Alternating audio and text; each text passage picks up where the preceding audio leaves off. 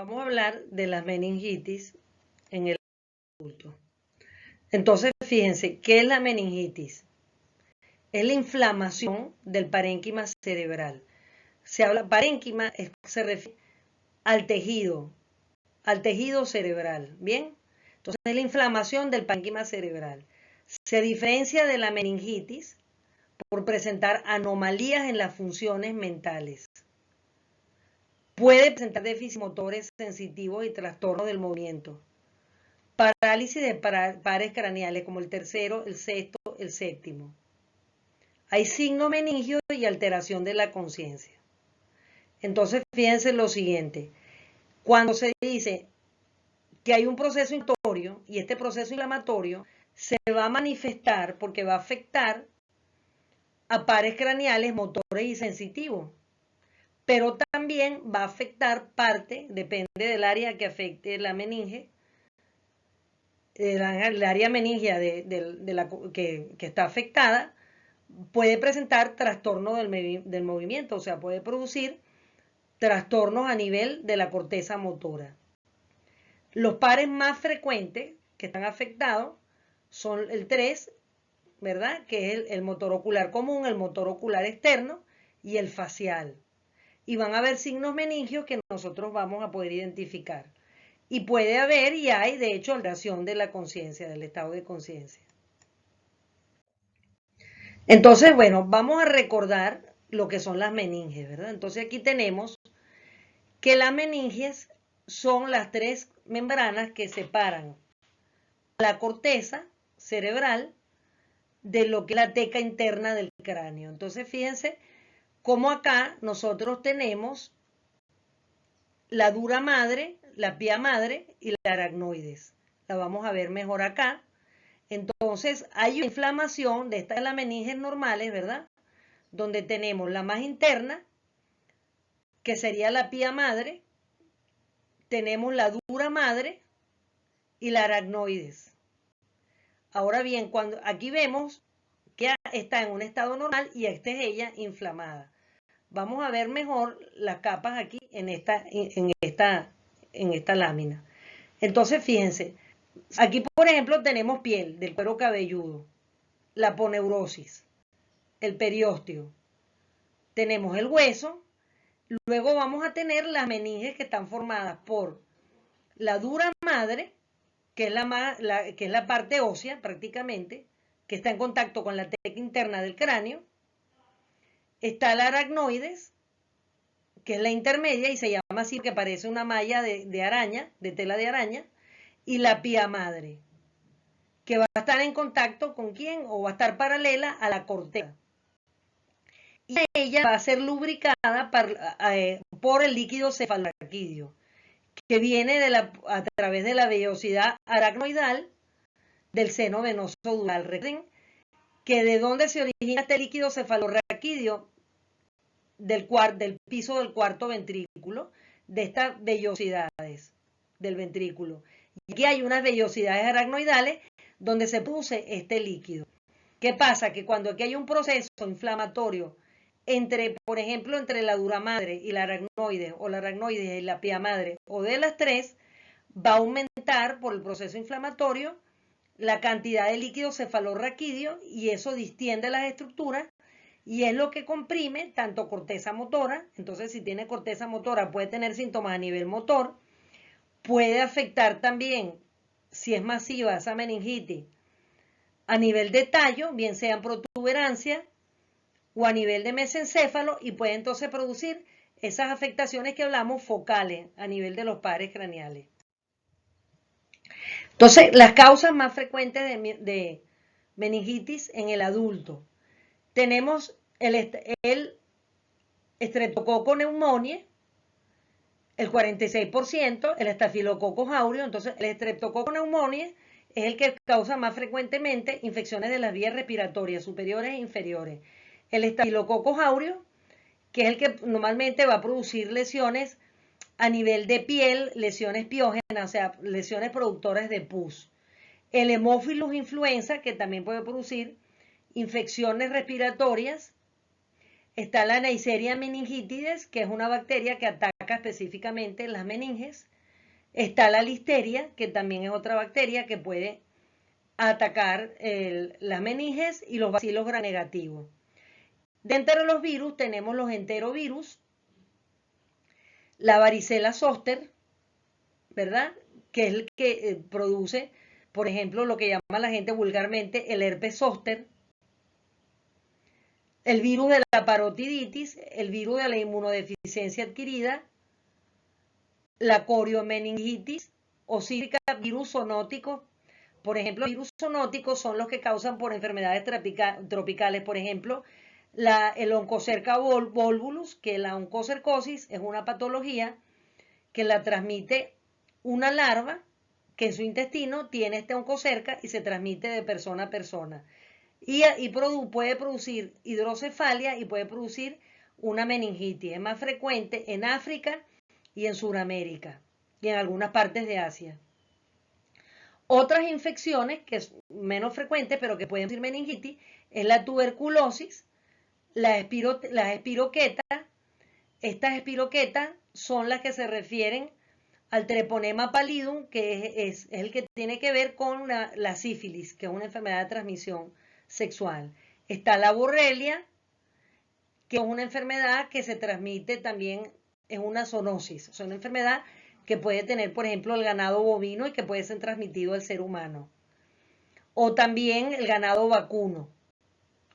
Tenemos la fúngica, que es producida por hongos, la meningitis por la ameba histolítica, que es una infección parasitaria, y otro tipo de infecciones parasitarias. Está la séptica, es decir, donde no se puede evidenciar la bacteria, pero que la llaman bacteriana, parcialmente tratada en las endocarditis, cuando hay una inflamación del endocardio del corazón, que es la parte interna del corazón, por una infección bacteriana que se corre el resto del cuerpo, las espiroquetas, la cual hablé de la sífilis, la meningitis por ameba.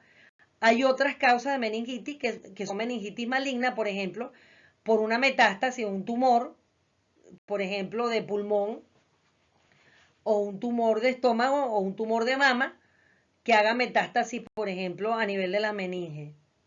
Están las leucemias, que son enfermedades hematológicas neoplásicas, por fármacos, normalmente los psicotrópicos o drogas como la cocaína, la heroína, etc.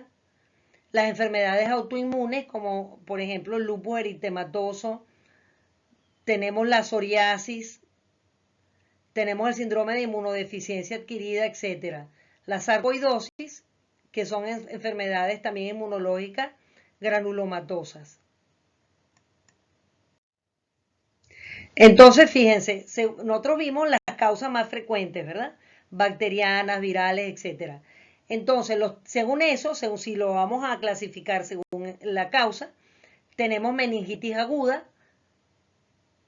La aguda es que se presenta en corto tiempo, que normalmente puede ser dentro de las agudas, la más frecuente es la bacteriana, la meningitis por meningococo.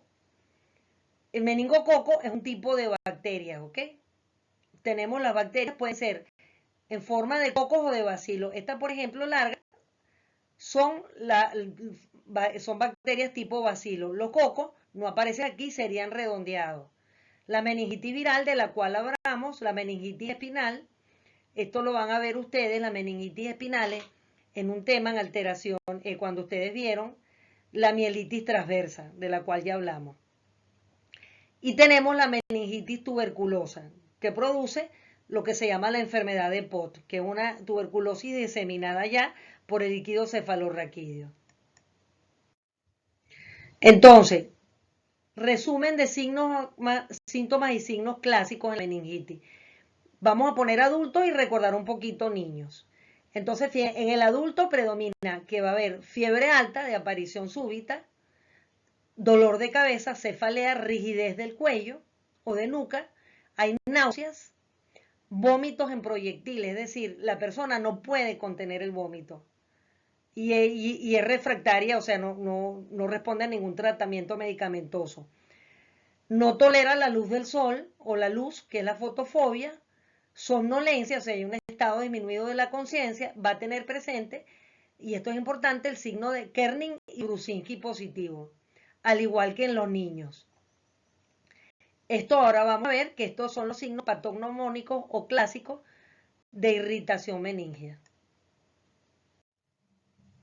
Entonces, fíjense, un resumen gráfico de cómo sería la sintomatología o el cuadro clínico de un paciente adulto con meningitis. A nivel central, o sea, a nivel sistema nervioso, va a tener dolor de cabeza, un estado alterado de la conciencia. En el oído puede tener acúfenos o sonidos así como un pitico, que uno siente como un pitico, o puede tener también vértigo. A nivel de la vista puede tener fotofobia, que ya mencionamos. A nivel del cuello va a tener rigidez de nuca. A nivel sistémico de todo el cuerpo, una fiebre muy alta. A nivel del tronco puede tener expectoración mucosa por la boca, pero sin color, sino una expectoración que aparece de repente, sin síntomas respiratorios. A nivel de las extremidades, puede presentar lesión en la piel, pero eso, claro, no es en todos los casos. Cuando se habla de estas manifestaciones que se llaman petequias, las petequias son unas lesiones que semejan unas pequeñas manchas que más bien parecen unas picaduras de insecto que están diseminadas en todo el cuerpo, pero en estos casos predominantemente en tronco. Y que nosotros reconocemos que es extravasación de sangre, que es lo que se encuentra allí, porque nosotros digitalmente presionamos la lesión y ella desaparece a la presión, y cuando cesa la presión, ella aparece de nuevo. Cuando aparecen estas lesiones a nivel de piel, es porque la causa que está produciendo esta meningitis es por la bacteria, el meningococo, es la forma clásica. Entonces, aquí tenemos los signos que tenemos que buscar o nosotros explorar en el paciente si sospechamos ya por el cuadro clínico, por los antecedentes, que tiene una meningitis. Entonces vamos a explorar a ver si tiene presente el signo de Kerning. Entonces fíjense, con la rodilla flexionada 90 grados y la cadera flexionada 90 grados, al extenderle pasivamente la rodilla, esta produce dolor y una limitación en la extensión. Entonces aquí, si hay dolor y limitación a la extensión, a la manipulación pasiva de la pierna, entonces decimos que tiene un Kerning positivo, y este es un signo positivo para decir que tiene una irritación meningea y que la causa de su cuadro es una meningitis. Asimismo, hay que explorar simultáneamente, o sea, al mismo momento, luego del de Kerning, exploramos el signo de Brusinski, donde hacemos una flexión pasiva del cuello, y esto va a producir en forma refleja una elevación de la cadera y una flexión de la rodilla en forma refleja. Si tiene estos dos signos positivos y un cuadro clínico como el que hablamos anteriormente, entonces podemos afirmar más de un 90% que es una meningitis. El diagnóstico por excelencia fuera del cuadro clínico es hacer una punción lumbar, donde vamos a las últimas vértebras lumbares, normalmente entre L3 y L4, y entonces introducimos una aguja fina, tenemos 3 tubos de ensayo para entonces extraer líquido cefalorraquídeo. Recuerden que este líquido cefalorraquídeo también circula por las meninges. Entonces, si las meninges tienen bacterias, tienen virus o cualquier otro microorganismo, se va a reflejar en este líquido que yo voy a sacar acá. Entonces, yo lo saco, este líquido sale, tiene el líquido cefalorraquídeo normal tiene un color cristal, agua de roca, o sea, es totalmente transparente.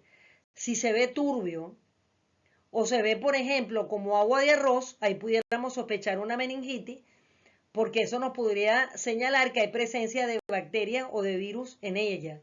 Si vemos que lo que sacamos es sangre, puede ser más bien por un accidente cerebrovascular, hemorrágico, o bien por un traumatismo cerebral que puede estar ocurriendo este cuadro. Entonces, esta es la posición en flexión para nosotros bordar anatómicamente. Hacemos digitalmente palpación para buscar el espacio intervertebral donde nosotros vamos a introducir la aguja. Entonces, fíjense que aquí están las vellosidades y entonces por acá es que está transfiriendo el líquido cefalorraquídeo. Entonces, ya vimos todo lo que se refería a la parte de meningitis.